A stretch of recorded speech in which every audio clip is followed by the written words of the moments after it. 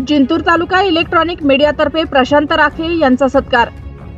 जिंतूर तालुक्यात मंडळ अधिकारी म्हणून काम पाहणारे प्रशांत राखे यांची नुकतीच नायब तहसीलदार पदावर नियुक्ती झाली। त्यांच्या पदोन्नतीनिमित्त जिंतूर तालुका इलेक्ट्रॉनिक मीडियातर्फे त्यांचा सन्मानपूर्वक सत्कार करण्यात आला।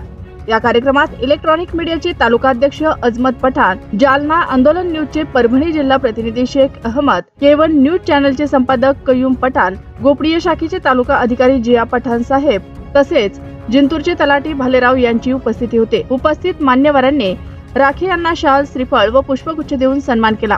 यावेळी बोलताना अध्यक्ष अजमत पठाण म्हणाले, प्रशांत राखे यांनी आपल्या कार्यकाळात पारदर्शक आणि लोकाभिमुख प्रशासनाची अमूल्य उदाहरणे घालून दिली आहेत। त्यांच्या पुढील यशस्वी वाटचालीसाठी आम्ही शुभेच्छा देतो।